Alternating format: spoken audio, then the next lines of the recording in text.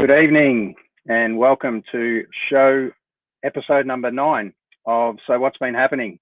And like most good shows do, a few technical glitches right at the start, just as we're about to go to air. So I've had to do a quick 360 swap as usual, but nothing different in the world of live Facebook. So without further ado, bring on a good mate of mine, Glenn Curran. How are you, Glenn? I'm good, thanks. How's yourself, mate? Having a few little difficulties at the moment. I'll just get you back up. Oh, no. There we go. Good evening. No worries. Hey, I saw you have a quick little change. Yeah, quick little pit crew change. Hopefully we get a few of the technical gremlins out and gone before our special guests come on. So sorry about that. We're a little bit late start. Beautiful. All good things come to those who wait, they say. So episode 9, Glenn, who would have thought we would have got there? We started episode 1 with a bit of a plan to just get on and have a chat to a few mates during this COVID time. And boy, things have changed. It's all happening. We've had some great guests on so far and a special week coming up for sports fans, no doubt. Yeah, look, a big week for the AFL, as much as it's been a unique season this year. And even the events of this week have been a bit unique with the Brownlow medal on Sunday night and the way that was conducted and hosted and with the COVID restrictions. Now we've got the grand final coming on Saturday night, first night or twilight grand final. 2 Victorian sides played in a non-Victorian. So a lot of new things, but a lot of exciting things as well. Absolutely, no doubt. It's going to be an exciting one. It's been a while since 2 Victorian teams took the stage together. We can't wait to do that. Sadly, it's going to be in a foreign place, which is very different. Probably won't happen again for now, for our lifetime anyway. So they say. Yeah, that's the thing. But let's see. And look, there's no doubt. There's out of all the clubs, there's no one more passionate than Tigers fans. I think it's great. I'll declare my allegiance now. I'm a diehard Demon fan, and it's going to be a long time. We've teased the market a little bit, teased enough members to keep buying memberships, but we're a long way from 100,000 members, and we're a long way from a premiership. So, look, I'm not going to tease myself anymore. I'm going to be realistic and hope. I'm going to jump on the Tigers this week, and let's hope we can bring them home. So, without further ado, there, and I know you're a Bombers man, mate. So you've had a couple of good years there, but we'll talk Bombers and Demons another day. This is all about the Tigers today. Yeah. Oh, we must mention the other mob as well, though. We must mention both animals, both sets of cats. That's true. Both sets of felines. So that's right. We'll give the cats a chance. And I'll give you my allegiance first. Obviously Bombers, but I'll go the other way just to keep it even. I'll go for the Catters. Righto, you're on the Cats. You at least we're not on the fence tonight. We've gone straight and we've gone with our loves. So I might go with the power of the fans right now. 100,000 people will be with me, I'm sure. Let's cross to one of those mad Tigers now. I'd like to bring him on, a friend of mine, and there's probably no bigger Tiger fan I know. So let's bring him on, Mr. Eddie Zammit. How are you, Eddie? Good. How are you guys? Good. G'day, Eddie. Welcome for those little technical delays. Thank you. Eddie, Glenn Curran. So Eddie, this all kicked off. Glenn's gone for the Cats straight up. Like, what's going on there? Yeah. You probably didn't realise that I'm all about such a passionate Tiger. I'm writing down the umpire report here already. Like, what's going on?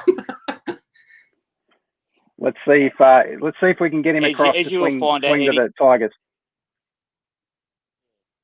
Give me your hardest sell. Sorry about this, guys. We've got a little bit of a delay on the audio there, so just bear with us. We might have to let it breathe a little bit as we talk, just in between people, just in case it crosses over. So, Eddie, over to you, mate.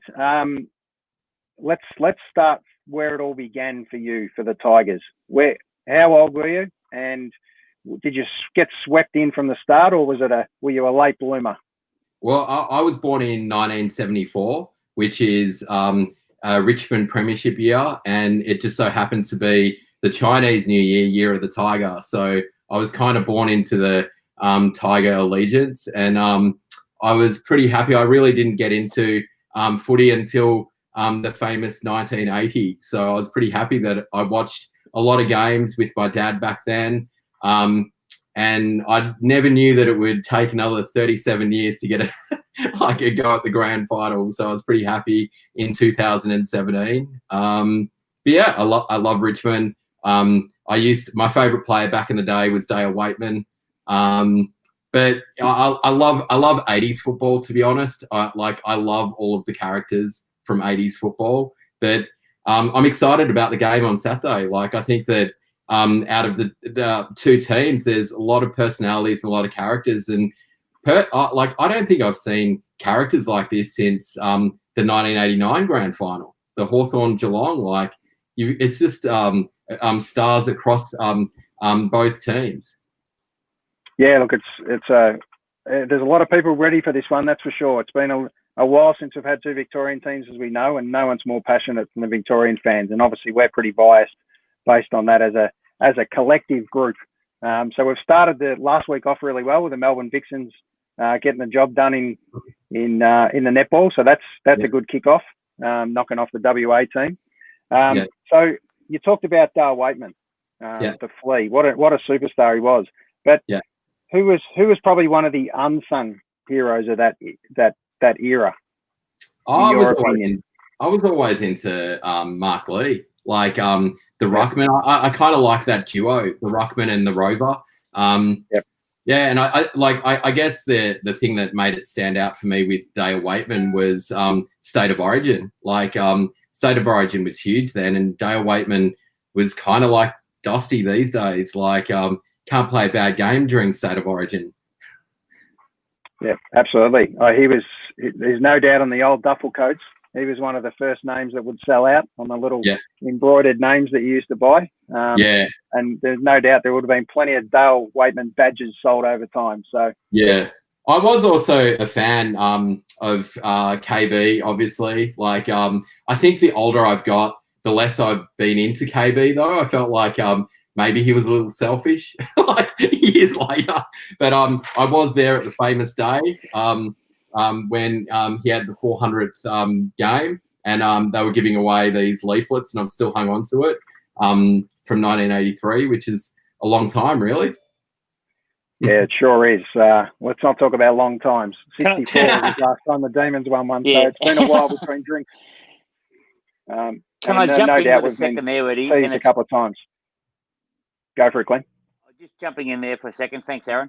Love your passion. I'm going to shoot. You've given me three names there. Now, I'm going to give you three easy questions.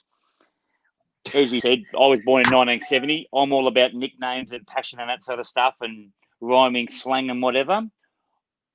Yeah. The three blokes you spoke about then, Mark Lee, his nickname. Do you know it? I think it was, you're testing me there. I'd say it's, wasn't the General, was it? Yeah, correct. Go to the top of the class.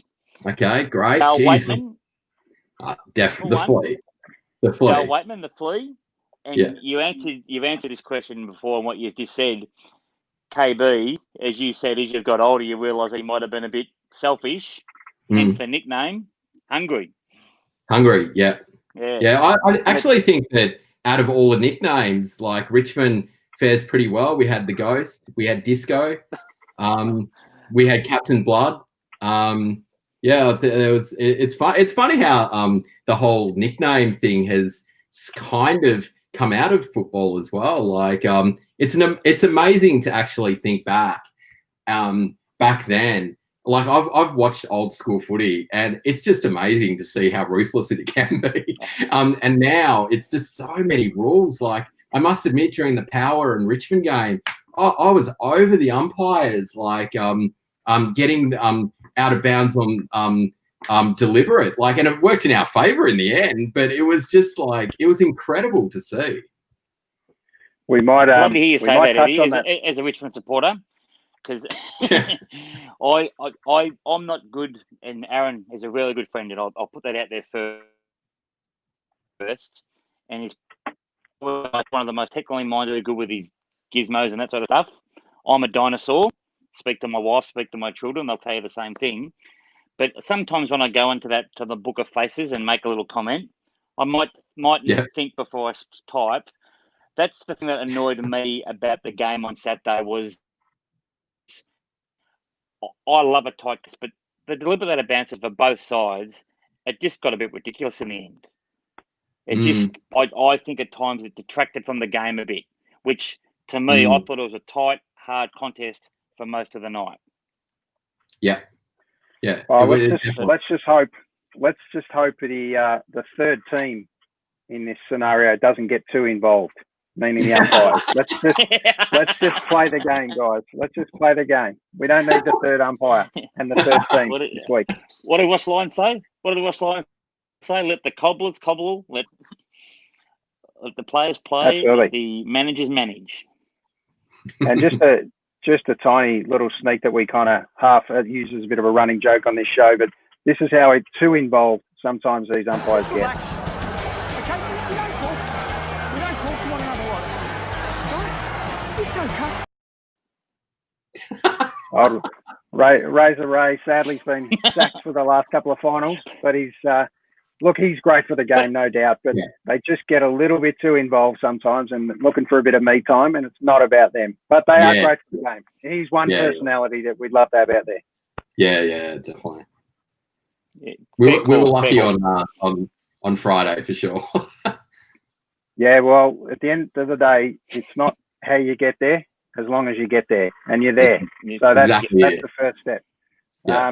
And no doubt the Cats did a great job getting there too. So look, it's set up now for two teams, obviously. Eddie, just let's touch on quickly before we bring up our next special guest. Just the world that looks like for you. Tell me a little bit of just about your t-shirt passion for one, and then what's that led into Tiger branding for you, and what have you done with it? My background is art direction and curation. I've curated some super huge t-shirt exhibitions over the last decade. That's probably from an insane collection of t-shirts I've got. I've got close to 9,000 t-shirts now, which is a lot for one person. And I've been, I design t-shirts and put it together. The Richmond t-shirt that I'm wearing now, I get mates to do. This one was put together by Travis Price, who's probably online at the moment. And Travis has been a great mate over the years. He's a Bomber fan, Glenn, so you'll be happy about that. He's obviously a very intelligent man. Pardon? He's obviously a very intelligent man. Very intelligent man.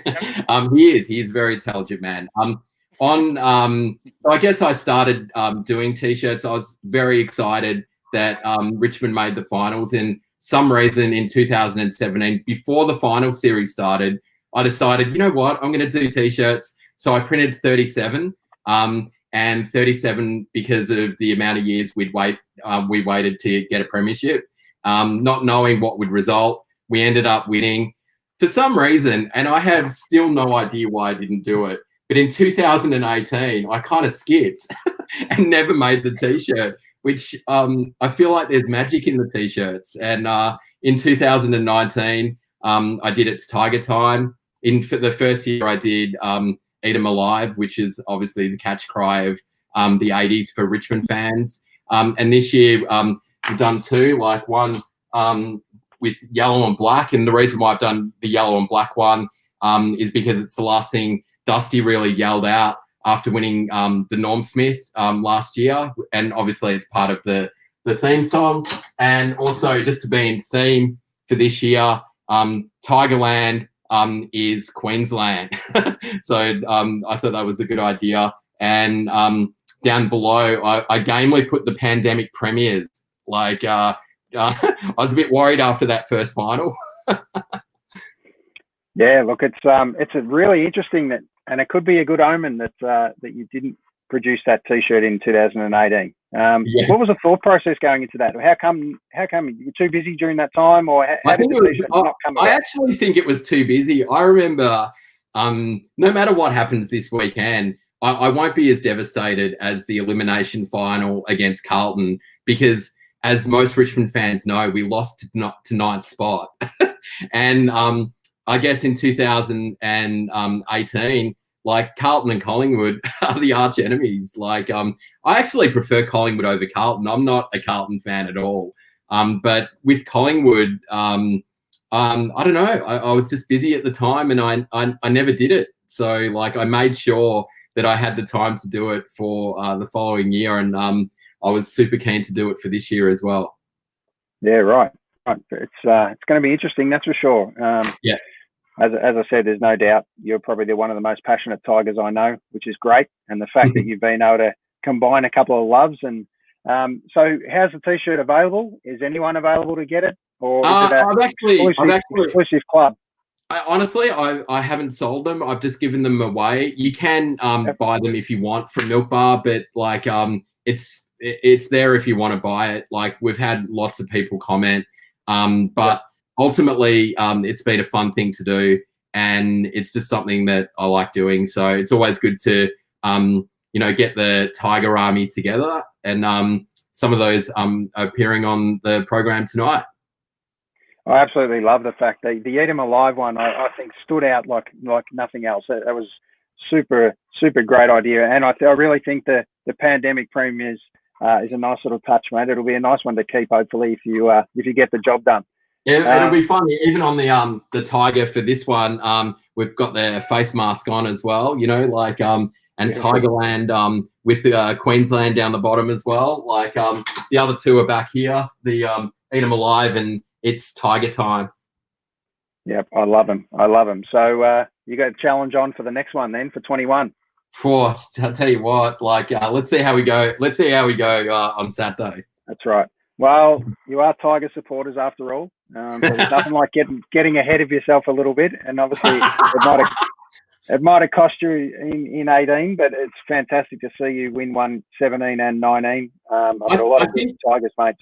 I think the difference between 18 and this year is that we've lost one at the very start, and I feel like that's put us in good stead. I'd rather lose at the start than lose at the end. Yeah, absolutely. It's not about the head start you give; it's where you finish, right? When they blow that siren. So it's an interesting thing that since extra time. Well, is it going to be extra time? That's the question. I think that's the deal these days. There's no coming back next week. That would have been a scary time. We don't want to be going back to Queensland if we can help it. We'd love to. Maybe they should have declared this. If it was a draw, they bring it back to Melbourne to play the decider. So sadly, that's not going to happen. But they have to continue. If it is a draw, they have to continue, from my understanding. Yep.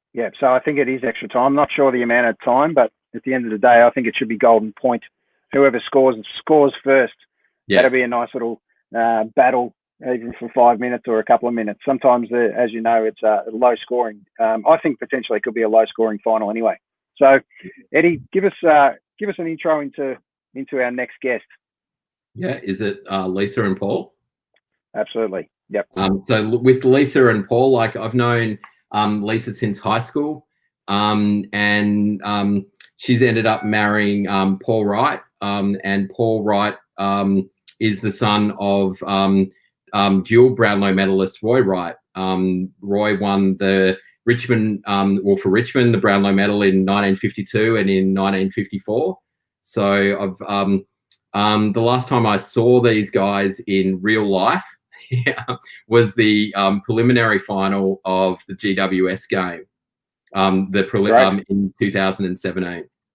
Right. So it's been a while between drinks. Obviously, during this COVID time, it's a little bit tough for everyone. So look, thanks for coming on first and foremost, and thanks for being able to be in a position to bring a good friend of yours on. So without further ado, let's bring on, who have we got here? Hi, Lisa. How are you? Hi, Aaron. Good. How are you? Hi, Eddie. Hi. How are you? Yeah, good. Thank you. I must say I'm pretty excited, obviously, that Richmond in a grand final again. Although I'm not being cocky. I'm not surprised, because to see the coach and the playing group together over the years, Paul and I and our boys, Lockie and Liam, go to all the home games at the G. And we've been members for a long time, so we get quite close to the playing group, and to see the interaction that they have with our coach Emma is just an incredible special thing. We haven't been to many functions lately, but to see them just as themselves out of the pressures of football, you can see that they've got such a close bond, and it's just quite an incredible thing. And I think that's part of our success, as well as having Brendan Gale as the CEO of Richmond. His passion is just, I get a bit emotional thinking and talking about it. And I guess we're lucky we've got a great group of players that that are just, we're in the right place, the right time. And it's been a long time for Richmond as well. And there's been some really bad times that we used to go to the football, stay to the end. Everyone, all the Richmond supporters would just vacate the seats, throw their memberships, and we'd stay. We'd all our players. And in those days, you used to walk across to Punt Road, go up to the social club, and some of the players would come out and just have a little chat about how they're going, how they're feeling. Of course, the coaches were different in those days. We had Terry Wallace and Danny Frawley. There was always that passion there, and yeah. So there's no doubt back in the day, Richmond was known for hacking through a few coaches, so to speak. So they were kind of pretty impatient, weren't they? Not just supporters, but the whole club as general. A big club like Richmond demands success, and what an incredible vision, Brendan Gale. You guys will know, and I'm sure you've seen the footage again this week that's come up, have been replayed, of this vision for 2020 and where we'd be. He slightly missed it in respect of he didn't tell us about COVID or the masks or the headaches we'd all be in. But who would have thought, and how he ever would have this kind of vision? And look, it's great to have a vision, no doubt. But it was a massive call to call. Did he call 3 premierships? He did. He did. Yep. Yeah. Unbelievable. By the end of 2020. So this is it, isn't it? This is the vision. Yep. And obviously you guys are, well, we'll touch on that in a minute, whether how confident you are. But would you rather play another team other than Geelong? That's the question. Or are you happy with Geelong to be there?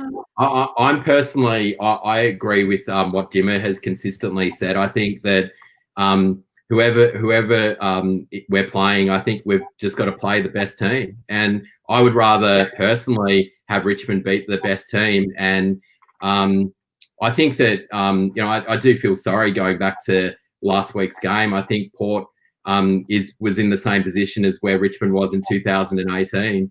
But I think you have to be the best team. So I think that the 2 best teams are in there. I think that there is no doubts that Port and Brisbane are coming.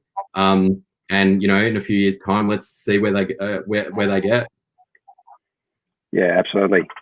So you guys from school days, how did you end up back at the footy together, and how did this relationship continue as friends, and what's happened since in the last couple of years as fellow premiers? Supporters. Well, Eddie was one of my best friends at high school. Yeah, right. We were very close in those days, and it was just nice. I guess I got on Facebook and saw Eddie was on there, and that's how it all sort of started, I guess. Yep. Well, there's no doubt some incredible memorabilia behind you. It's the Hall of Fame almost behind you, and you must be very, very proud to have that in the family for sure. Yeah, it's special, I guess. Our whole house is full of Richmond memorabilia, and our boys are just as passionate as what we are about our football club. And I guess all I can say is having the right people in our club. We've got great players that are fit, ready to go, and you see them grouping up. I guess every team's the same, but I really watch our team closely, and the relationship they have, they understand each other. And Kochi's an awesome captain for our club. He's not always popular with the media as well as Lynchy, but they just play with so much passion. And also we've got Neil Baum, we've got an awesome president, Peggy, and she's just got her head on her shoulders right, and a lot of our success is due to her. And I'm grateful that she's my friend, and yeah, it's exciting. So yeah, I'm not on Saturday night.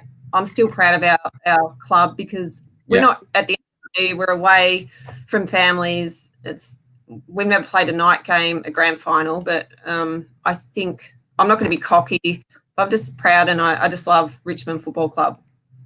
I think that's the thing about Richmond is that there's real heart in the last couple of premierships, and I definitely can see that on the field, but off the field, I think that that is it's like a business, like the vision that Brendan Gale planned out 10 years ago. It's like a business. Every business has good times and bad times, and it's just about trying to work out the key deciding factors. And I think that he planned it perfectly.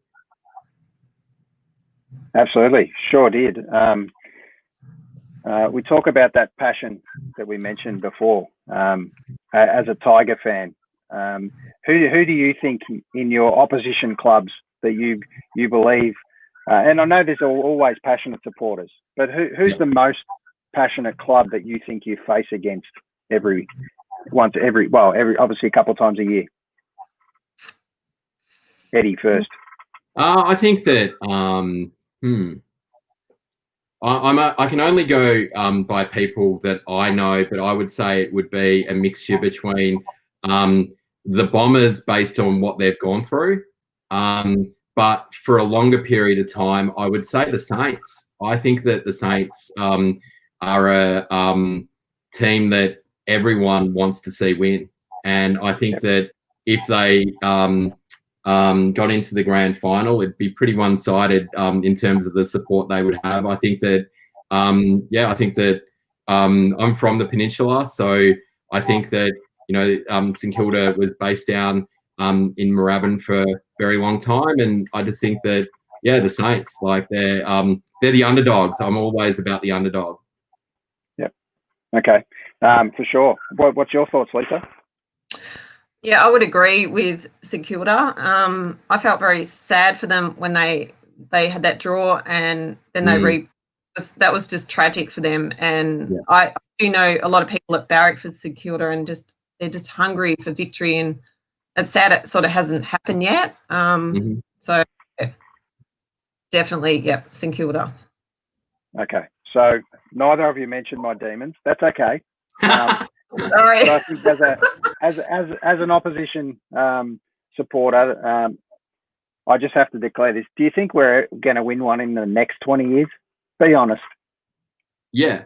I think that, as I said before we came on, you had a couple of players that were in the top 10 of the Brownlow. Like, I think it has to all come together. I got to say, from a Demons supporter point of view, the one game that I would have loved to have seen them win was, I think it was the 87 prelim against Hawthorn to get Robbie Flower into a grand final. I would have loved to have seen that.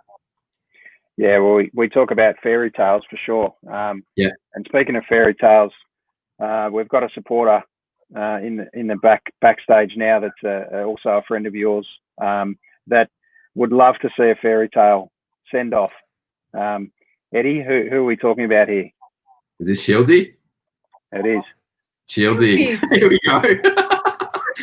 So we've got a surprise just before we talk to Alan. I just want to mention Alan's where he fits in. And Alan, give us the word there. How are you guys? Can you hear me? Hey, Alan. Excellent. My apologies. My apologies. No, looks like Glenn's gone missing too. My apologies. Give me 1 second. I've sadly I've just done a complete technical glitch and brought up the wrong person. So apologies for that. I've brought up the big story and then I realised everyone's looking a bit awkward. So's Alan. But that's the great part about Facebook Live. So Shieldsy hasn't actually jumped on yet, and I thought Alan here was actually giving me a bit of a trick with a trick name. So sorry about that, Lovey. I'll bring you back in a minute. Sorry about that, mate. All right. Nothing like a technical Why? glitch.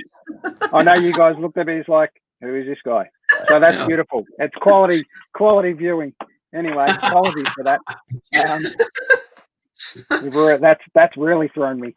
So, and I'm not sure where Shieldsy is, if he's going to be able to make it. So let's see. Sorry to spoil the surprise to you, Lisa, and then not deliver. But That's anyway, all right. That's fine. let me just quickly bring up another friend of mine, Glenn Curran, who I regularly do this little gig with. And just to let you know, Lisa, I was explaining to Eddie before, this kind of show or idea is only very young. Episode 9 now. We started at episode 1 and never thought we'd go past episode 1.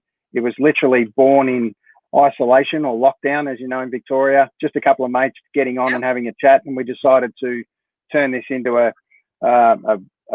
as live audio, because we have different people commenting from different parts of the world, which is fantastic through our friends. And what a great way to do that as a network, and to be able to connect you two again before grand final day. I thought it was fantastic. Yeah. So Eddie, thank you for that, and Lisa, thanks for coming on. Aaron. Really appreciate it. You. So just a quick chat to my mate Glenn, who I'm sure will have a question for you, Lisa. Hey, Lisa, lovely to see you. G'day, Az. Eddie, good to see you again. Now, I'm not going to laugh at Aaron, because he is the most technically minded person I've ever met, as Eddie and I mentioned earlier. But tonight, it's gone pear-shaped for him. So I'm very happy at that, because he always calls me the dinosaur when it comes to technology. And unfortunately, the karma bus has come back and bitten him squarely on the backside. Eddie, I've asked you a few questions. Hang on a sec, mate. I'll go to Lisa first. Yep. Lisa, how fantastic is your memorabilia? I was very lucky in about, I think about 1979, 1980. I got to meet your father-in-law. Oh, really? Right? Oh, yes. wow. And because he was at the Oakley Hotel. I don't know why he was there, but my dad was involved at the Oakley Hotel. And I'll never forget the meeting, because as a boy, yes, I'll put my hand up. As you can see in the background, I'm an Essendon supporter. But to meet someone who'd won the Brownlow medal, and I'll never forget, he shook my hand, and I thought, they're the biggest hands I've ever seen. They're and very I'll big never, hands. I'll never and my connection with the Richmond Football Club goes back even a little bit further.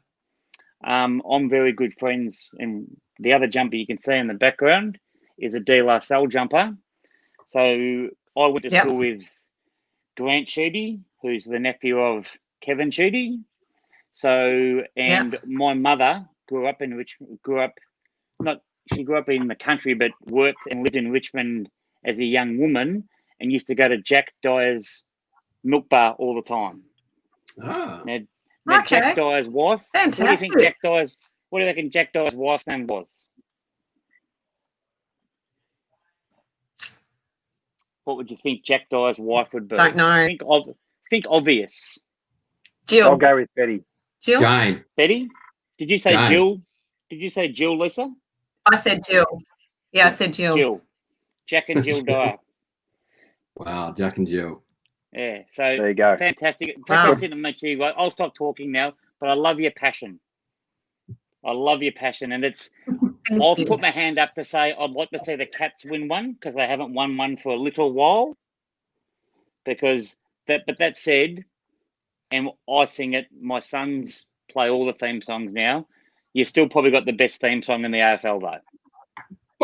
By a mile. Agreed. Easily. Everybody knows it. Everybody knows. If you want to sing it.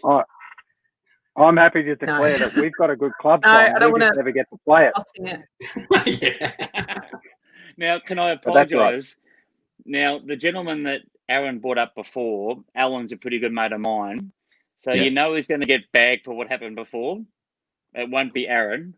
I can see my phone now. There'll be text messages to my phone. What sort of show are you blokes running here? So that's right.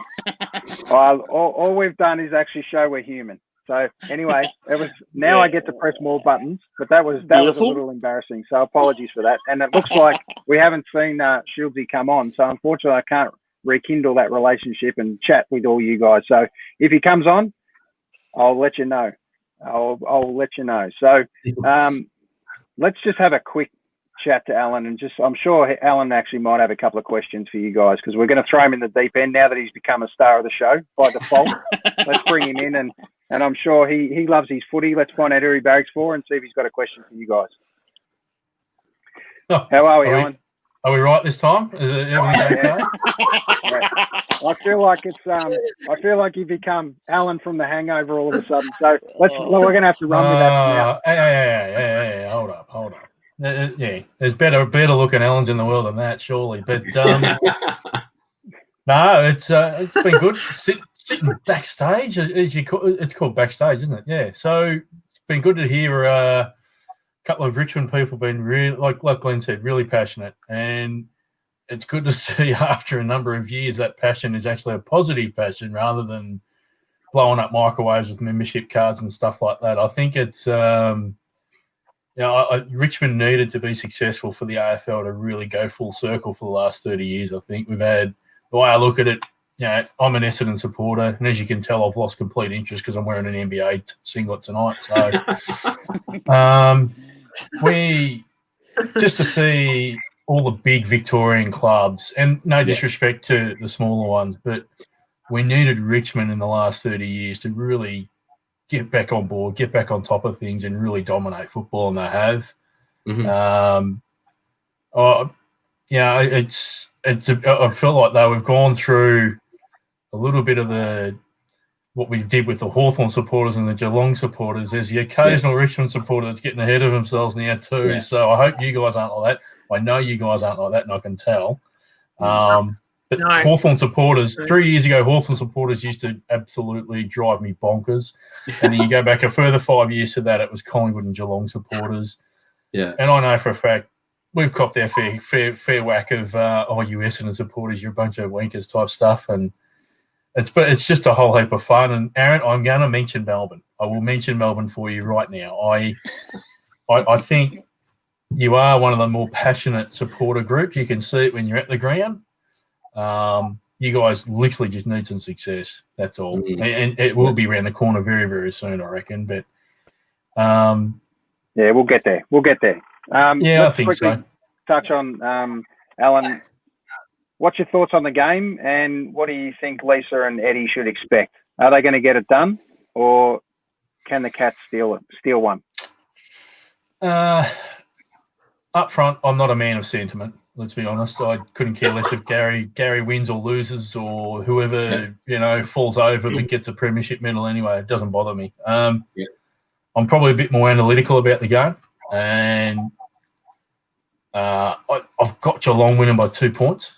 And I only say that because I just think they've probably had a little bit more consistency, less distractions, if you like. They've had two finals games where they've been absolutely dominant, particularly after half time. So I don't think fatigue for them's an issue. If it rains a lot, it probably goes in Richmond's favour. So I don't have a motivational to pick one team or the other. I just get the feeling that Geelong might jag this one. I'll put that in the footy tips at work anyway, so I better get up. But for me, it's if Geelong's midfield can break even with Richmond's star midfield, I think that's where it's going to get won. And I think the only key thing for Geelong to be worried about is where you hide Harry Taylor. If Harry Taylor can be serviceable, then that's that one passenger that a losing grand final team won't have. So for me, it's Geelong, but you're talking 2 points for me. Yeah. All right. The next quick question I want to cover off quickly with you guys, and then I'm going to bring up our next guest, and it's not the guest you're thinking of. So just let me declare that one. Let's get that one out of the way. It's not another wrong guess. This one is deliberate. Let's start with you, Eddie. Who are you for Richmond? Who are you most looking forward to watching for this particular game? I definitely think that Hawley. I definitely think Edwards. I think that I love Baker. I think Baker's a great player. I'm very passionate about all the players. I think that a lot of people are, wanting Dusty to perform. I think that that's how the game is won and lost. I think that from a Richmond perspective, if Scott is listening to all the hype and the media this week, just tag Dusty for the whole game. I think that he got away. He's got away for the last couple of games. I think that Bolter on Hawkins could be amazing, and I think that I think we've got to do the same. I think Danger is always by himself. Like, get a player on him the whole game. Like, I think that if you can stay with the players and go to toe with each individual, I don't think that it is it's not complicated. And I think that you've got to keep it simple. And it just comes down to who wants it more. Yeah, sure.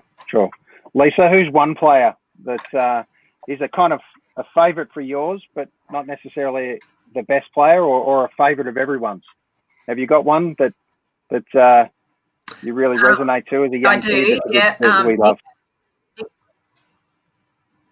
In the playing group now, I love Absolutely, Nick Floston and Yep. I'm watching Basher, Grimesy, the defenders. I don't have a player. I love them all. I love the magic that Shea Bolton just brings on just getting those goals through. And I'm pretty confident. We've got a strong midfield. We've got awesome defense. I'm not cocky. I expect us to win. But I think we are just with the right players at the right time and the understanding they have with each other. The big forwards, Lynchy, Jack. I just love watching them play. Whatever the outcome is, I'm proud of our team. So, yep. Yeah, good. That's fantastic to hear. And that's a great response. There's no doubt your passion comes through, Lisa. And I know you've kind of married into royalty in respect of Richmond, but you had this passion before. I'm sure this isn't new for you, and it's great. It's great that you're part of. You can see it in your passion that you're part of the club. The club loves you, and it's so great that you're so close to that playing group and also the admin. And I really hope that you guys can get one done just to please the fans. And this, I believe this is your window of your little dynasty. And if it's not this year, I still think you've got at least another one in you. So good luck for this week. And without, thank you. Let's even this up and let's bring on another friend of ours. That's close to this show and close to our hearts, and he's a mad Tiger too. You guys may know of the name, but not necessarily the face or the reason. But let's bring up a good friend of ours, Mr. Matt Cronin. Sorry, Matt, I'm just going to make you a little bit bigger. How are you, Matt? Very good, thanks. Yeah, thanks for having us on, Aaron. No problem at all. Passionate Tigers, Matt. no doubt. G'day. Yeah, born and bred Richmond supporter. Goes back right through the family. Dad was born in just about a good drop punt from Punt Road. Born in the front bedroom of a number 11 Sutton Grove in Richmond, and we've been Richmond, since the day we were born. Can I just jump a second there, Matt? I love that when you speak to. It's so funny. Like, I've got two sons, and they were the same. They didn't get a choice. I'm a Essendon supporter. Like, when you speak to people of sort of our vintage, and you speak, they say, "Oh, how'd you back for Essendon?" Oh, my dad said, "Would you like to go to football?" I said, "Yes." He goes, "Good. You're back in for Essendon." And that's how you became a supporter. It was as simple as that. Yeah, and then you followed that. Yeah, we definitely didn't have a choice in our family, but having said that, my wife Robin, I'm not sure if Aaron knows this, but as I'm passionate Richmond, she's actually passionate Collingwood. So she grew up in the shadows of Victoria Park. You could go from her grandparents' place, you could just poke your head around the corner and you could see the black and white stripes, those horrible black and white stripes of the Collingwood football ground, Victoria Park. And anyway, when I started going out with Robin, we got engaged and we had an engagement party and Dad was doing a speech. and he was really concerned. He started talking very seriously about the fact that for the first time in our family, we're going to have a mixed marriage. And he wasn't talking about Protestants and Catholics. He was actually talking about Richmond and Collingwood. For some, yes. for some, no doubt. For some, no doubt, the true religion, right, is football for some, or definitely, obviously, a second religion. So, Matt, you mentioned that you've been obviously a passionate Tigers fan. Fantastic to have some success. Sure. You've also got one of your ambassadors of the Pat Cronin Foundation. Tell us a little bit about that ambassador in particular this week. It's a special time. Yeah, look, Matty Richardson, what an absolute legend. Look, when everything happened with Pat and we set up the foundation, we were looking for ambassadors to get on board and help us with our message. And we had one criteria that we sort of jotted down, and that was that the person that we chose to be an ambassador needed to be a much-loved character. And Richo just fits that bill to a T. So we just asked friends that we knew, who knows Richo, does anyone know someone who knows Richo? And through one of the guys who was on our board, one of his mates knew one of Richo's mates, and he reached out to him, sent him a message. We ended up catching up for a coffee in at Elwood, and we walked into that meeting, and Richo, he was lovely, larger than life character. His hips come up to about here. He's just huge. And anyway, he just had this great big smile on his face, as you can see there, with his two beautiful girls. And anyway, he started off by saying, look, I'm really busy. I'm not sure if I'm going to be able to help you. And then Robin started talking, and within about 30 seconds, he was won over, and he said, no, look, I'm on board. What do you need me to do? So, just been great. So, and just really, I got thinking the other day, I sent him a message to do a video for the walk that we've got coming up, which he did. Whenever we ask him to do anything, he just jumps on it and does it straight away. He sends it through via a text message, and I just sent him a text message back saying, thanks, Richo, how good's the Tigers this week? Very exciting. And then he traded about 6 text messages with me, and I thought, how good's that? I mean, he's got plenty of other people in his life, and we're just just nobodies, if you like, out in the suburbs. But he's just he's a ripper bloke, and I just feel for him that he's not going to be in Brisbane this weekend. Yeah, absolutely, and I'm sure the fellow Tigers supporters on here too think exactly the same. They'd love to have Richo there, but it wasn't just Richo that's been involved in the foundation or donated some time or come to support an event. Obviously, this superstar Jack Rewald's been another one that's come along and supported the walk. Yep. Well, look, Jack was that was a bit of a chance meeting, if you like, with Robin.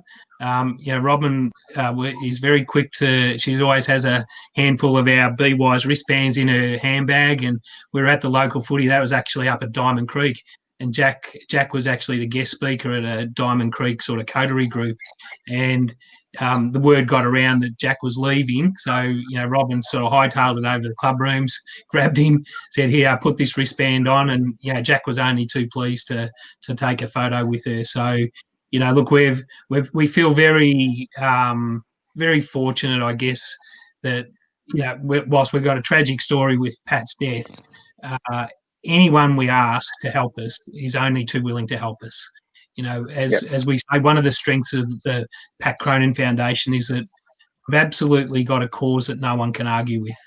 No one wants more violence. No one wants more coward punches. So when we talk to people, it's amazing. We just need introductions is ultimately what we need, because when we're introduced to someone, we tell them our story, and more often we don't even need to ask them if they can help. They'll say, how can I help? And that's fantastic. Yeah. That is fantastic. Absolutely. Can I just jump in for a second, Aaron? Sorry, Glenn, go for it. I was going to say to Pat, it's wonderful to hear you say that, Pat. And we look at people, especially our sporting idols, and talking obviously football this week. And it's amazing you look at them, and as you said about Richo, such a larger-than-life character. And you think, he'd never be someone I could approach. But as you said, it's amazing when you treat them like us, flesh and blood, how 9 times out of 10 they'll say, "G'day, mate. How's your Do you know what I mean? It's just that we sort of put them on a pedestal in a way, and we don't treat them how often they like to be treated.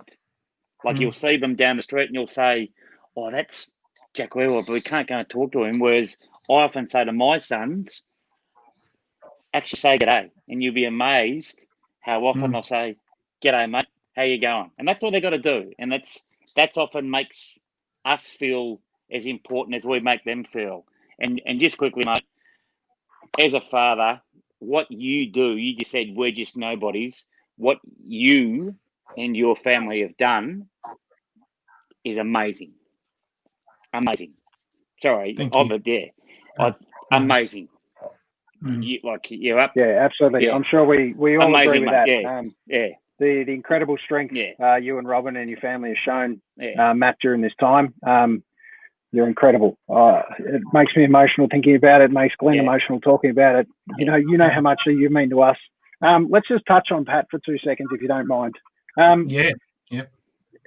know we've all talked on here whether we've become how we've become fans of the game and become the love of the club. Did Pat have a choice, or did he become a Tiger by default? Just tell us a little bit of how did that happen, because this was a beautiful trip. It's a bit of a funny old story, that one as well. Emma's our oldest. Emma's now 28. Lucas is 26. And as I say, when I talk about Pat's always going to be 19. And anyway, when Emma was born, there was a bit of an arm wrestle between Robin and myself. Is she going to be Collingwood? Is she going to be Richmond, et cetera, et cetera? 2 years, 2 months later, Lucas came along. And when we didn't know it was going to be a boy, Lucas comes out. He's a boy, and I said to Robin, I don't care who Emma barracks for, he's barracking for Richmond. So Lucas became a Richmond supporter, and it was never in doubt that Pat was going to be a Richmond supporter as well, because I used to take the boys to the footy when they were little babies, if you like, and they've been coming to the footy with me every year, and even as I sort of round my neck here is my membership ticket. But even since Pat died, I've kept Pat's membership going each and every year. And both in 2017 and 2019, I got him a ticket for the grand final. And we didn't leave the seat empty. I've always gone to the footy, since I was a little tacker with my younger brother. So my younger brother, Rob, sat in Pat's seat.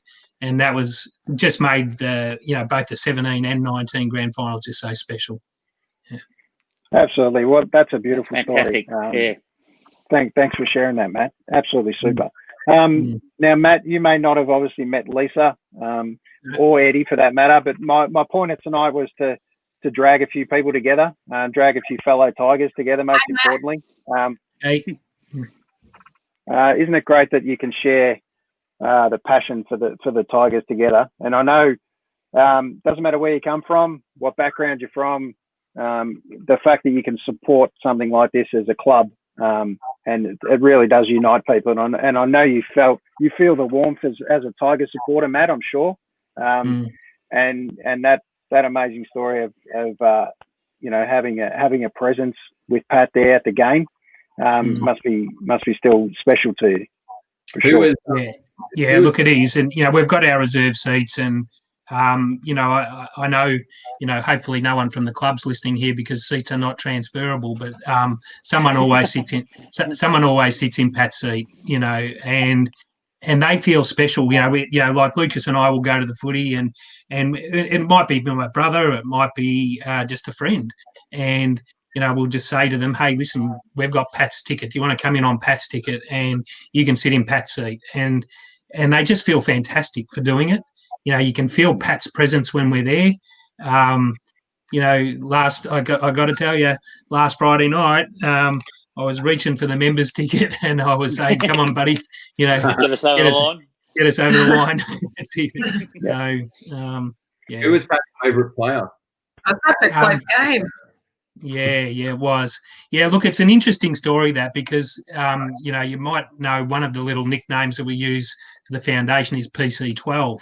And the story behind PC12 was that when Pat died, he was playing senior footy down at the Lower Plenty Footy Club, and he was number 12. but most of his junior footy he actually wore number 9 because his favourite player was none other than West Preston's Trent Cotchin. So he loved Koch. But also, having said that, if we go back to his Auskick days, which is before Cotchin started playing, we found an Auskick jumper that he had, and it had number 12 on the back of it. And that was, of course, for Richo. So Richo. Yeah. And a very we had a little story up our sleeve for if Richo had have said no, and we didn't need to use it, but we told him after he said yes to become an ambassador, and that is that when we laid Pat to rest, he has got a few very special things in with him, and one of the things that he's got in there is his number 12 Auskick jumper. Wow. Fantastic. Mm. That's great. That is awesome. Yeah. That is fantastic. Wow. Now I'm tearing up. So I haven't thought about that for a while. So it's got me going now. But that look, just shows... I really hope the Tigers can get one more done for Pat. Absolutely. And look, what I'd love to see, and I know there's a couple of things coming up with raising money. Matt. Most importantly, for the foundation coming up, these books that have been created relate to footy, or one definitely does. And it's so great to have obviously had Richo endorsing it, so to speak. But it's not just that, is it? It's the walk coming up as well. Yeah, just tell us, that's it. Touch on that for a little bit for us for this year, and obviously it looks a little bit different this year. Yeah, sure. Just quickly on the books, look, the books are brilliant. You can see, Richo's kids, reading them with him. But one of the other things when we did the launch, if you can just bring up that image of the people in that photo there, Aaron, I'm sure Lisa and Eddie might recognise a guy down in the bottom left-hand corner, Ben Crow. Now, Ben is he's been a mentor for Cotchin and also for Damien Hardwick. And in fact, the booking for the 2017 year, there's a whole chapter dedicated to Ben Crow. And we talk about people who've helped us on our journey. I read this book, and as a Richmond supporter, it's just an amazing book. But I think, to be honest, even if you're barrack for another team, it's a great read, reading the story. But they talk about Ben Crow and how he turned Cotchin's attitude and Hardwick's attitude around. And I'm absolutely convinced he's a driving force behind it. Anyway, I've read this chapter, and I guess it's probably got something to do with these little devices we have in our hands. I said to myself, and I might have said it out loud, I need to meet Ben Crow. And that night on Facebook, it came up, people you may know, Ben Crow. And he was friends with my younger brother, who comes to the footy with me, and 2 of my sisters. So out of that, we had a meeting with Ben, and he's been a fantastic sort of confidant to us and a bit of a mentor to me personally, and helped us with a lot of the things we've done with the foundation. So yet another person who has just gone out of his way to help. But so many connections. Ben was a Whitefriars boy. That's where Pat and Lucas went to school. Ben, mad Richmond supporter, grew up in Mitcham where I grew up. His parents and my parents knew each other. So all of these chance connections that it's the universe somehow or other, even though we've been dealt a real shit sandwich with what happened to Pat, the universe has seemed to have worked to help us, through doing what we're doing. So sorry about that, but he helped us.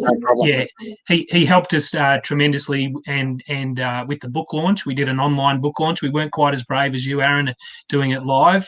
We recorded it and we premiered it on Facebook as a recorded video at a particular time, which that was stressful enough, even waiting for it to load up. But it was really good. So Ben does probably about a 5-minute spiel on how he's helped the foundation and what he sees the foundation being, standing for. With the walk to anywhere this year, we have had what we've called the walk to the Valley, which has been a walk from Heidelberg to Lower Plenty in the past 4 years. But of course, with COVID, we can't have that. And there you go. The BYs on that's down at Warringal Park. There's about 1,800 people in the BYs there. Just magnificent. 2 local guys from Monty contacted me about 4 years ago, and they said, we want to do a charity walk, and we're trying to find some local charities to donate the money to. Would you be interested? And I said, absolutely. You know, we'd only just started as a foundation. Anyway, these 2 guys, Luke and Nick, just ripper blokes. And anyway, out of that, I got in touch with them a few weeks later and I said, how are you going with the other charities? And they said, we've approached 4 other charities and none of them have come back to us. So it pretty quickly became just a fundraiser for the foundation. And, you know, the first year's walk, we made about $36,000. The second year we made about 64. So we were up to 100 grand after 2 years. The third year we made 100. Last year we made about 160,000, which is just amazing. And this is just local people predominantly doing a walk, you know, from Heidelberg to Lower Plenty. Great, you know, volunteers that have helped us out. But this year, of course, because of the COVID, we can't do it. It's a walk to anywhere, a virtual walk. Go for a walk in your own backyard. We can walk more than 5Ks from home now, which is something. So, yeah, but the idea is if people can jump on board, go to our website, patcroninfoundation.org.au. There's a link there to our event in the week of the 9th of November to the 15th of November. Walk as far as you want to walk. Let us know how far you're going to walk because what we're trying to do is get everyone's kilometres to do a lap of Australia.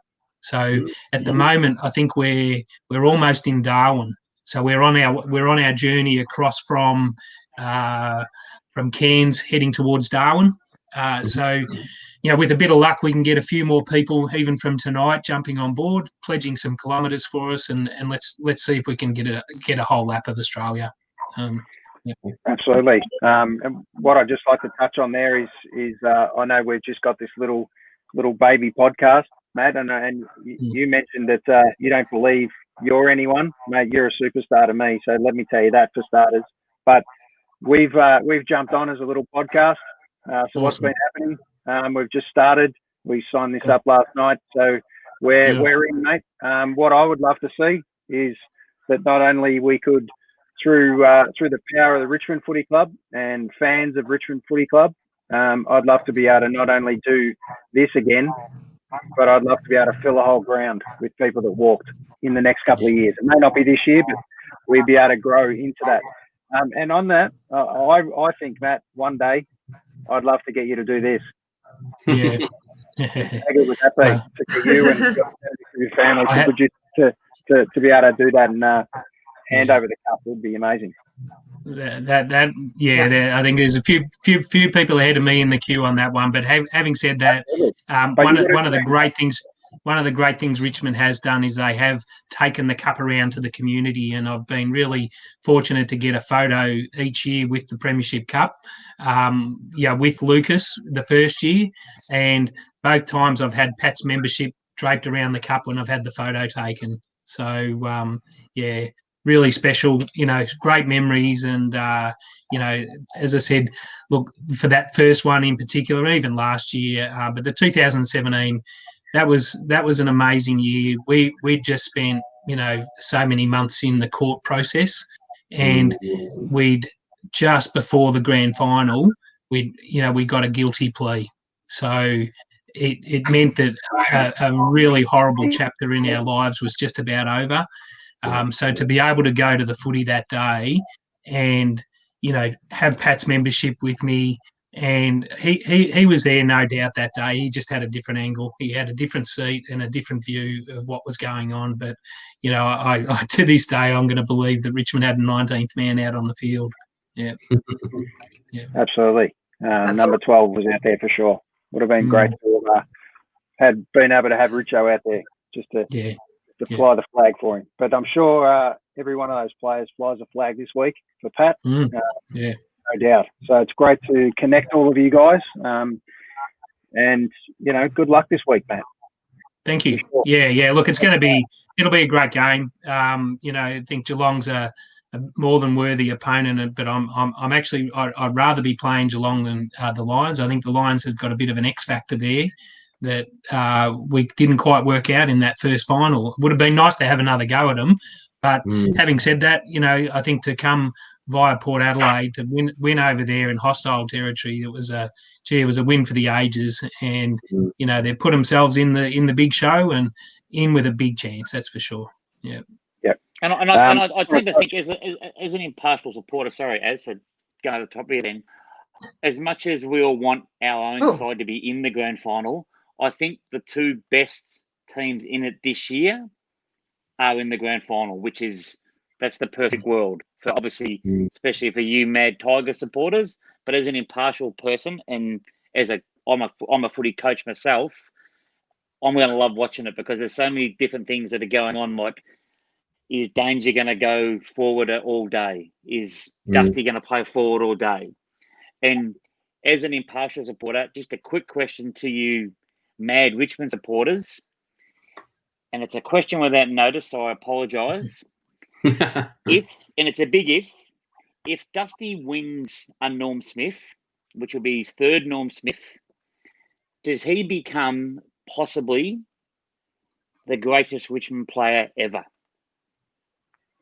And the reason I ask that, or I state that on, he has got the individual honour of the Brownlow, obviously the Norm Smith, which is the biggest stage to perform on, and possibly, at least by Saturday, a two-time premiership player, possibly a third. Ladies first, Lisa. Eddie. That is a very good question. I have a belief that maybe Shane Edwards might win the Norm Smith medal. Okay. If Dusty, is he the best player of all time? Oh, hard question to answer. Eddie, what do you think? I think that he might possibly, but I think the thing that you've got to consider is that football in the last 20 years is very different to football in the previous 20 years. So I think that you've got to take that into consideration. But I think in the modern era, there is no doubts. And if Dusty does win the Norm Smith, it means we win the premiership, which I'd be pretty happy about. What about you, Matt? What are your thoughts? Look, I love Dusty. I mean, God, he's a good player. Every time he goes near the ball, he'll take 2 or 3 players from the opposition with him, and they worry about him. And he does, look, I did see on social media a few people were bagging him in the second half of the Port Adelaide game, but gee, some of the touches that he has are just sublime. And it's just a little knock on here or a push there or whatever. His positioning is amazing. And I think that the thing that I really love about Dusty, and he very rarely gets rattled. And it is that, again, it comes back to this Ben Crowe sort of mentoring, if you like, and the mindfulness work that they've done at Richmond. He knows that his job is to get the ball and do what he needs to do. But the moment he loses, the ball's gone, his job is to get to the next contest where he can get the ball again. And he is so disciplined on that. And I just love watching him, like he's he's the tough man with all the tats and stuff like that. But, I've seen some other stuff, I've never met him personally, but you see his interactions with Cochin's kids and Mark Choco Williams, Choco Williams was, doing a bit of mentoring with him even after he left Richmond, and some of the stories that he tells, Choco Williams shows this video of Dusty at the 10-pin bowling with Choco Williams' young 10-year-old daughters for her birthday party, So this is stuff that you would never think of with Dustin Martin. Everyone's happy to see the Swanee stuff and all of that, the trips to Vegas, and I'm sure he loves a good time there. But his other side is just amazing. So that's a really good point you make there, Matt, about that. And you're talking earlier about Richo. Like, perception is reality in the world that we're now living, especially in the modern world. But the thing I watch, and I've made comments on Facebook about umpires and that sort of stuff. And as a father myself, as a coach, I played a fair bit of footy back in the day as well. The thing I love about 2 players who are playing on Saturday, Dusty is one of them, and Gary Ablett Jr. is the other one. You watch what they do when the free kick goes against them. They stand on the mark. Yeah. then as you said, the next thing they do is, okay, where have I got to be? I've got to get to the next contest. Yep. They'll look at the umpire and just maybe roll the eyes or something. And as a coach, as a parent, they are such good. As an opposition supporter, you think, oh God, where's Dusty? Who's on him? Why? How can someone not see that he's number 4?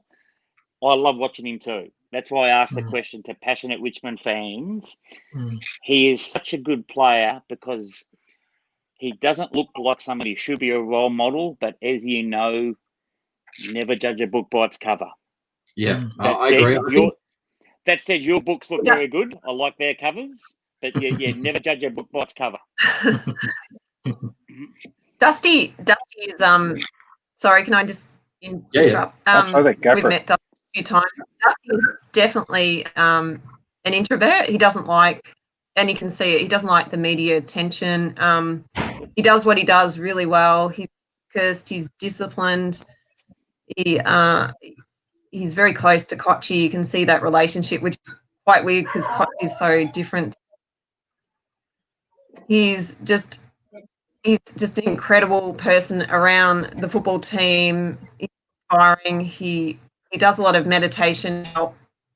Not that he's not nervous. He's focused. He is just, and his core strength. He's a freak. So we're lucky to have him inside. That's for sure. And sorry, I've got to go because I've got to have my dinner. So that's okay. Lovely, no problem.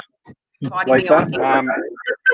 And thank you so much. That, I'd like to thank you on behalf of all of our team. Thanks for coming on. Lovely to meet you, Matt. Yeah, and you too, Len. Lisa. Yeah, go Tigers. Go Tigers. See you, Eddie. Yeah. I'll chat to you before the game, Eddie. No worries. Thank you. Good luck. Thanks, good luck. Aaron. Bye. All right, bye. What a superstar to have, hey? Eddie, really, thank you for getting Lisa on. There's no doubt she's as passionate as you are. So I found the second most passionate Tiger supporter. And I don't want to push you down a rung, Matt, but I think you just sit in the middle there somewhere. You've got a whole family of Tigers, mate. Yeah, happy to be there, mate. That's fine. All good. Yeah, absolutely. Plenty of us. I don't know if we just touched on that. Your Norm Smith, Matt, in your thoughts.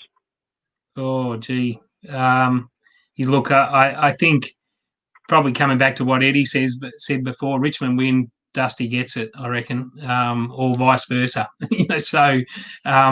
Look, I think he goes to another level, no doubt, when the finals are on, and you know, I'm happy to back Dusty for it. Yeah. Yep. Eddie, your thoughts? You know what? I actually wouldn't mind Ablett winning.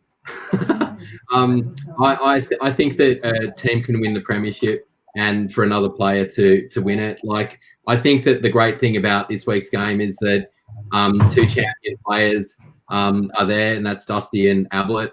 But I think either team wins if they can man up with each player. Like, I think if Geelong can shut Dusty down, I think Geelong win it. I think that if Richmond can shut Danger, and I don't know if Ablett is such a force, but I think if Danger can be shut down, I think Richmond win it. Yep. I think Lovey, your thoughts?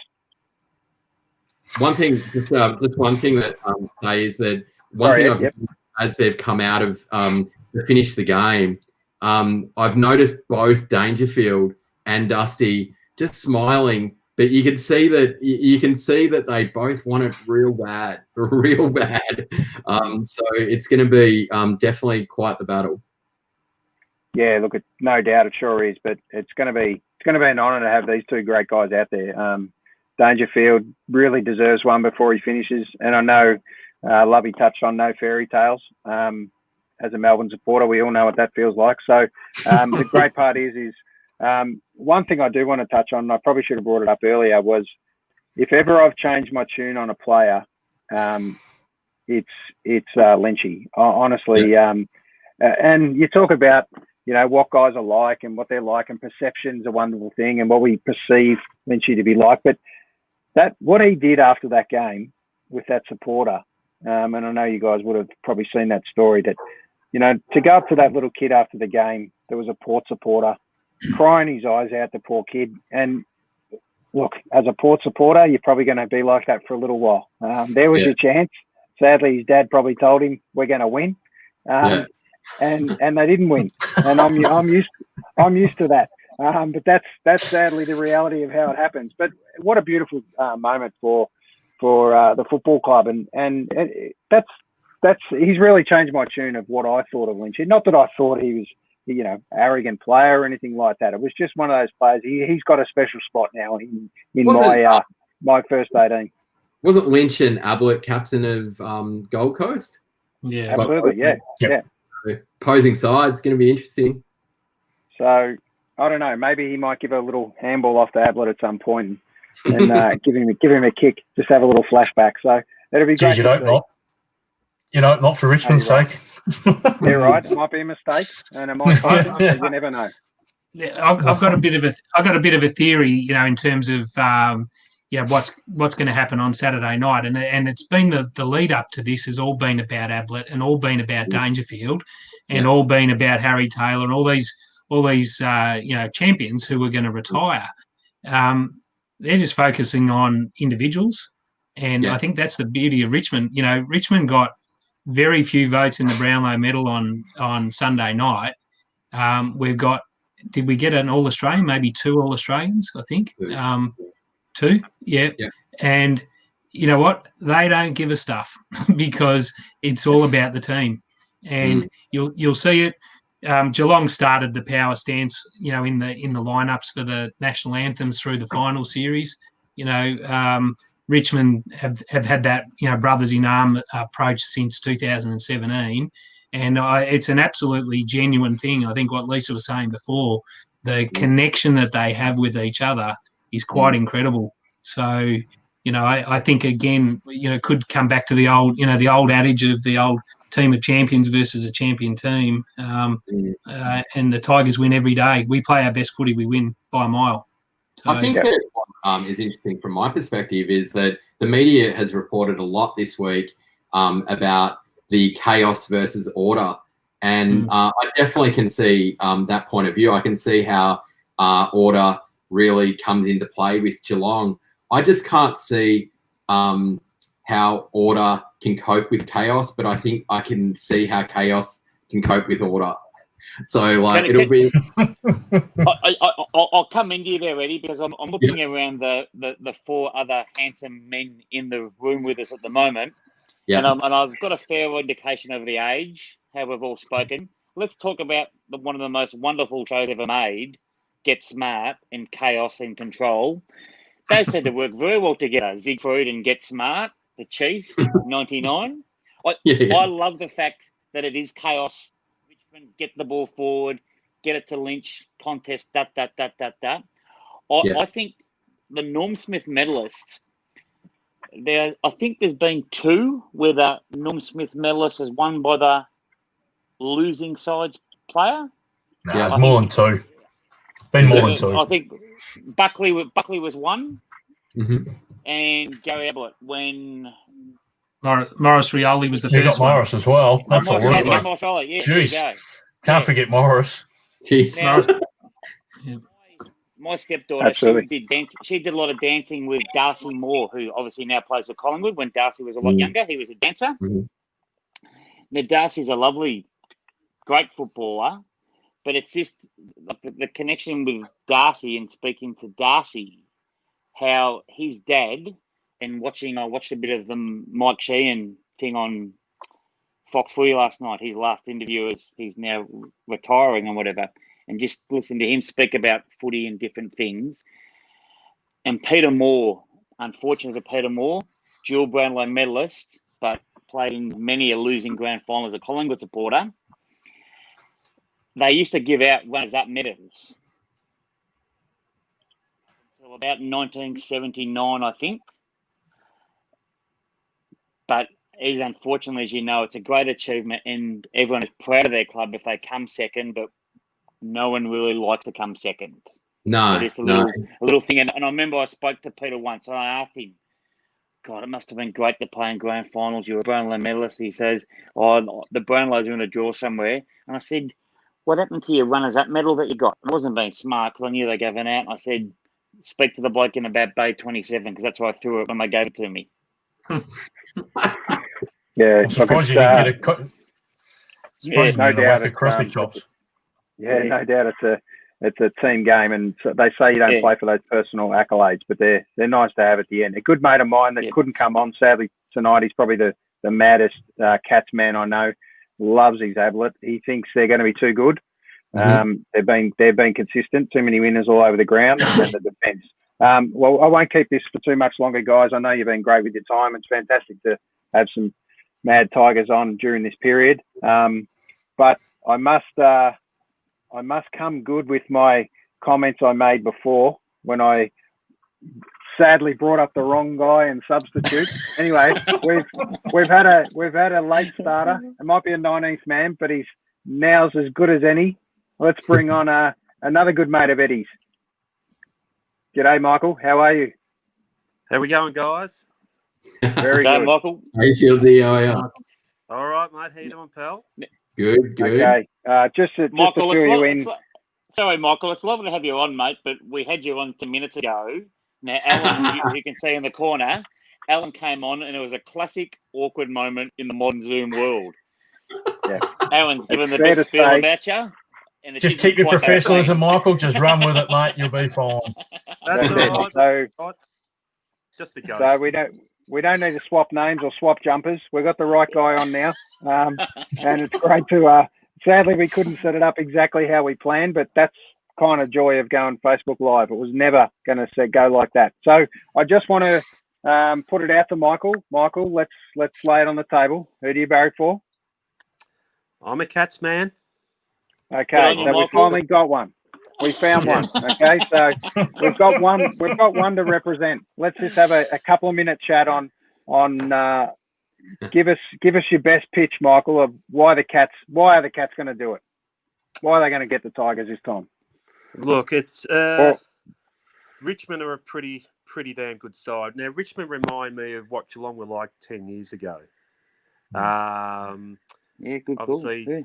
you have for the records 10 years ago. Geelong won in 2007. Richmond did the same, and it's pretty much mirrored that all the way through. So 2010, unfortunately, Geelong got caned in a final. I'd love to say Geelong will beat Richmond and cane them this weekend. In all seriousness, though, I think one thing that I like about Geelong this year is they're a lot more even and they're a lot more consistent. I've seen the reports over the last however long, the reports on Chris Scott, they're choking in preliminary finals, his finals record. But I think now we've got a team which can actually compete at the highest level. I think we've proved that this year in a couple of ways. I think our game plan is a little more. We don't have just to have plan A. We have plan B and we have plan C. And I think in the past we've always only had plan A. So obviously if plan A doesn't work, then we go plan B and plan C. Then, okay, so that's one thing. The other thing is too, obviously there's the emotional factor. We've got a little ball bloke who I design myself like. Now, yeah, you've got a little bit of similarity. Little bit of. Just came into the little backstage thumbnail down here, and I thought we'd got the great man on for a second. I have to apologise, Michael, but I know it was all about swapping names, and the guys were going all over the place. So stranger things have happened. But it's great to have you on anyway, Michael. And I'm sure it's not the first time you've been referred to as a little master. Oh yeah, take it while you can, mate. I've just called you once, so why not? Yeah, why not? I'll take it. Any other conversation over there now, Michael? You are just now the little master. I'm just going to say to my boys when I get off here, I see we had the little master come on tonight. Just hello. That's right, absolutely. Hey, like that. I've got a great. He's a good player. Yeah, all that sort of stuff. Yeah. Yeah, absolutely. Who's Michael, let's just cover off the Norm Smith for a second. Who's your Norm Smith tip, Michael? Oh, look, from our side, obviously you got to look at the obvious. Paddy Dangerfield's probably the main man. He's probably the main man for it, since he's got the X factor. Wouldn't surprise me, and if Geelong win, we need this guy to fire, and that's Tom Hawkins. So that's my thing. On the other side, I'll be and I'll be even. Obviously, there's the emotional side for Dusty to win 3. I think a guy who's been very good for Richmond, well, there's 2 guys who've been very good for Richmond. One who he probably should have won at least one Norm Smith over the last 2 or couple of years is Basher Hawley. Mm-hmm. And the other one who is a player I admire a hell of a lot for Richmond, doesn't get a lot of the pats on the back like the other guys, but Shane Edwards, he's a gun. He's an absolute gem. So he's one that we've got to watch. That's a good call from Justin. Yeah, I just think if Geelong also want to win, he's probably one of the main guys we need to stop. Mm-hmm. Yep. It's an interesting thing. I just saw what Justin's put up there. He's often when you speak to Geelong people, Michael, and now watching footy, obviously being an Essendon supporter, finals aren't a factor for us and probably won't be a factor for us for a couple of years at least. But the bloke that I rate as a big chance for the Norm Smith, and I don't want to pinch Justin's fun that he's popped up there, but internally, Geelong midfielders rate Mitch Duncan a lot. And if you look at all the stats and super coach points and that sort of stuff, and I think he's leading, did I read something in the paper? That he's leading the coaches' votes for the final best player in the finals so far? Yep. So he's a bloke who's that second or third tier in the midfield who I think if he plays well, it takes a bit of the pressure off the Dangers, the Ablets, the Selwoods, those sort of blokes.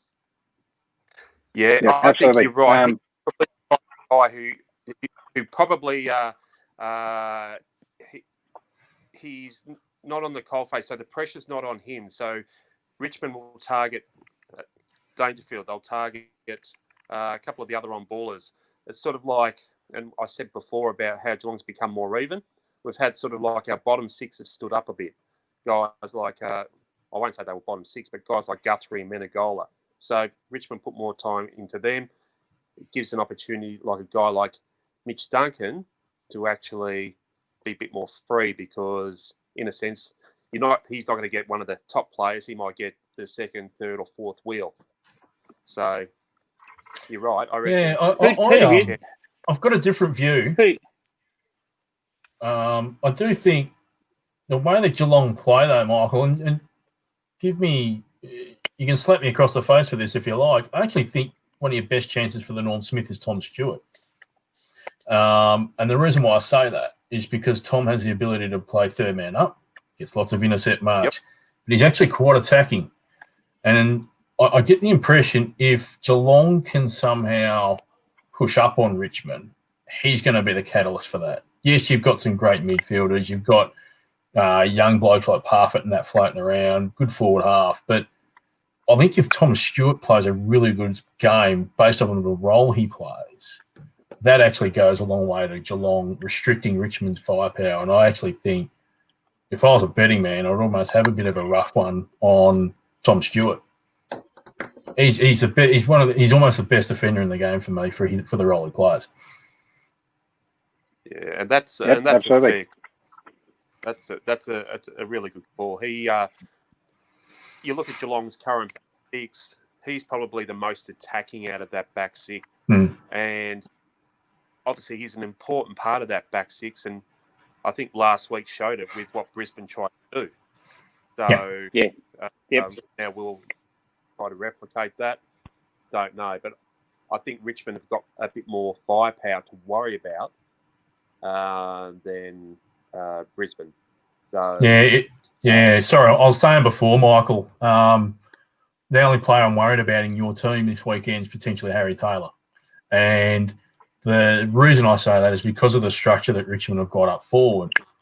And the thing that concerns me the most, or the thing I actually love watching this guy play, and he's horribly underrated, and that's Lambert from Richmond. He's as good a match winner as you'll come across. He just doesn't get the kudos, and I think if you don't have someone good enough on him, and if Richmond play it well enough, they end up getting Lambert on Taylor a number of times. That sort of stuff is where I think Richmond could actually win the game. But Lambert's an absolute. He's a star for me. I just love the way he goes about it as well. He's one of the best. Lovey and I have spoken about this before. He's one of the best, and it's a cliche talk. And I go back to the comment you made earlier, Matt, about a champion team or team of champions always, but a team of individuals. I think that's Richmond's greater strength. They've got blokes like Lambert. I think you had mentioned earlier, Eddie. You spoke about Baker. Yeah. Great role players who just know what their job is to do. You look at Lambert's game, last week, 5 days, whenever it was, against Port. He's kicked 2 goals, and I'll say he kicked 2 goals, but 2 of the most clutch goals of all time. Just quick, bang, on the boot. He actually tried to handball it off to that free kick he got. He tried to give it to Jackaroo, and the umpire said, no, mate, you've got to kick it. Then he went back and slotted it beautifully. So I'm with Lovey. He's a bit of that's why, as an impartial supporter, it's great to watch because there's so many little things. The passionate Cats supporters and Tiger supporters have their great players, but when you're not watching it, I love the 4th or 5th pick who do the little roles, and they're the ones that. Who's going to be this year's Shane Allen from Adelaide? Remember when he kicked 5 goals? Is someone going to try something different this year? Whether it's Scott or Hardwick? Lovey spoke about Stewart and the role he plays. Like as a coach, I tend to look after backman. I played most of my footy as a backman. I love how Stewart attacks. But at the other end, I love what Vloxton does as well too. He's really good at coming in as the third man. The advantage that Shieldsy's got is he's a coach too. He's coming at it from a coaching perspective. So he's looking at all the players. You know, Shieldsy, a question for you: can Geelong put up with Richmond's chaos? He's gone. Well, that's one way to get out of answering the question. I think it's been a show for the ages here. We've definitely had our technical issues, and I expect that. I knew this was going to go pear-shaped. Eddie and I had a little test on this setup, and we had nothing but freezing cameras and all sorts of things. It was disastrous from the start. Then we started late.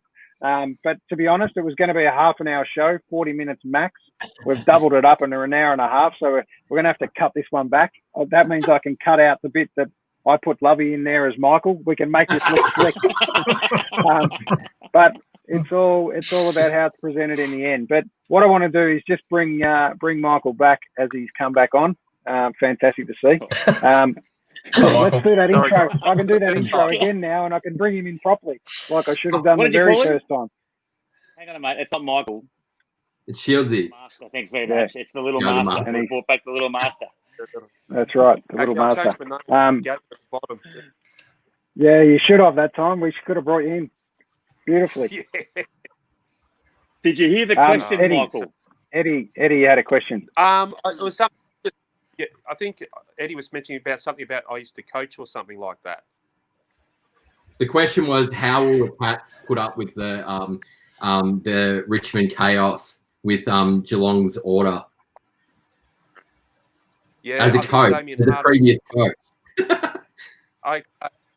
Yeah, it's a good point. It's hard. I think it's one of the best game plans that you could have because you can't plan for it. You can plan for order. You can't plan for chaos. Yeah. So it's really hard. That's where I think Geelong need to, in a way, push it to a man-on-man game if they can. Yeah. Because, again, a lot of grand finals past have moved to a man-on-man game. Structure goes out the door a lot. It goes on to man-on-man. So that's what we have to be aware of, and I reckon that's what... He's gone again. He's gone again. Hang on. Now, this is a good situation, gentlemen. We've lost the bloke who can't host, and the little master's disappeared. All right, I'm back. Oh, here we go. I'm back. Aaron's back So on. Yeah. now let's quickly cover off. You can't plan for chaos. That was it in its finest. So pure chaos there. I want to wrap this up just in a couple of minutes. But one thing we've gone with tips. That's done. Let's just quickly whip around Eddie quickly and give me a margin. Are the Tigers going to do it, and how much? Richmond by 36. Oh, that's a big. And where do they get their 36? Is it towards the end, or is it from the start? Do they blow them away? Second quarter. Righto, that's the winning quarter. All right, we're putting this one down live, so we'll be able to flash back on this one in the future. Matt, let's go to you. I'm going to go the Tigers by 43.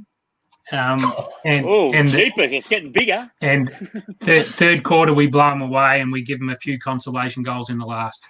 So, yeah. Okay, just before we kick on to the bottom two heroes, which have been stalwarts now this program, they're going to come on. We're going to have a comedy segment and all sorts of things happening here. So we've got a special guest. You might not know this guy, but he's a superstar of the game. Let's bring on the little master. Who have we got? There we go. This is working beautifully in the last 10 minutes of the show. There he's dropped off again. It's beautiful. This is what's happening. This is how the grand final will play. Chaos, order. Come on, chaos. Can't handle it. There we go. All right, that was beautiful. You've lost all order, Aaron. Absolutely. Glenn, give us your tip. Give us your tip and margin. I say the Cats by 10. Righto, so it's going to be a tight one. It'll be tight for the majority of it, I think. Righto. And Lovey, give us yours. Yeah, look, Cats by 2, but there's a danger Richmond could win by 48 if it gets away from early doors. I'm with Eddie. It could be a blowout. Only Richmond can blow this game out if it happens. Righto. But I think the Cats could hang on. I'm going to give my tip, and then we'll see what the great man thinks, and I'll bring up the great man in a second. But Levy, I think it's going to be one in the last 30 seconds. That's how tight I reckon it's going to be. There we go. Tell me that absolute heart starter, or heart stopper, so to speak. Extra time, maybe? Let's not get that creative. Let's not get that creative. It's going to be late. It's going to be late, though. It's going to be a late one, that's for sure. Like this show, it's going on forever. It's going to be. I'd like to think there's time on, but it's all not going to happen. And it's done in the last 30 seconds. And I'm going to give that goal to Dusty. So let's see. He's going to be the winner and take the Norm Smith. So there we go. Let's see what the great man thinks. Let's see if we can get him up this time live from Queensland. Oh, he's gone again. Can you believe it? I think we might have to. It's been comical, to say the least. I appreciate Eddie. I should say I appreciate the little master coming on, but I'm not so sure. But he's provided plenty of comic relief, and he definitely knows his stuff. That's for sure. But he's texted me. He's texted me. A quick text with opinion. Goals. Right. Well, no wonder. Oh, jeepers. No, there's no doubt. There's no wonder why he dropped that little firecracker and ran, because it's going to be a hard one to justify. Let's hope it's not that much of a blowout. That's not good for the game. I'm going with my 30 seconds to go. Dusty scores a goal. So let's leave it at that. While we don't have to talk to any more Geelong supporters on here right now, let's go with that for the Tigers. And the Tigers get their back-to-back. What do you think of the back-to-back, guys? It'll be a pretty special night, wouldn't it? Even though you're celebrating at home by yourself. Yeah. Yeah, it'd be great. Yeah. Here we go. Oh, hang on. Here we go. Oh, so elusive, so evasive. Just before we do, I need to. We actually just read out your tip there, little master, and we're a little concerned that you just dropped a little grenade and ran. So, can you justify how you think that's going to happen? Look, I just think it will be close. or that. I don't think we will let Richmond get away. Like, I'll be honest, Richmond are one of the boys. I think Alan said it will be Geelong close. If not, Richmond has really got the power to blow this game away. I don't reckon Geelong do. So if Geelong will win it, it will be close. And I think we'll be okay with that. I still think we've got that emotional attachment with Ablett and everything like that. Like, Richmond are the professional side, but hey, we like to have that fairy tale ending. Absolutely, and I get that. Just before you do, Glenn, one thing I want to say is it's a 2-horse race now. You've got there. Look, on behalf of everyone here, and we can take off our biased Tigers sunglasses for a second, and we hope the fairy tale could happen. If we were anything other than Richmond supporters right now, and we've all jumped on Richmond for the night, but we hope that the Cats can get it done. Glenn's actually declared he's going to become a Cat for the weekend. Alan, I'm not so sure. I think he's not sure either. Yeah, I think he thinks it's going to be close. So, just a pussy. Unfortunately, maybe the fairy tale's not going to happen, but we'd love it too. The little master really deserves to go out with a bang, and let's be honest, Danger deserves one, doesn't he, guys? So let's hope it can happen. Lovey doesn't believe in fairy tales, so he's out. But let's. I wish you good luck. Good luck this weekend, and everyone for everyone in Victoria. This is a celebration. It's been a tough 6 months, if not more, and we're totally not out of it yet. But let's see. I didn't get your tip, I don't think, on the Norm Smith, did I, Master? He tipped himself, he told me.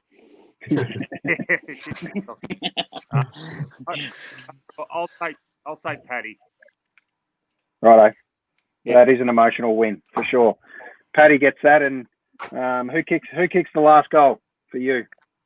Let's go out with that one for you, little master. Is it yourself? Gary Rowan. Harry? Gary Rowan. Gary Rowan, I think I heard. Yeah, very good. That would be good. All right, guys, I'd like to wrap it up now. I know we planned for a half an hour show and went to an hour and 40 minutes. So I think it's a testament to how much we probably all love footy, and can't wait for it to start again next year. I can't anyway. At least we might have an AFL X comp again that Melbourne can win.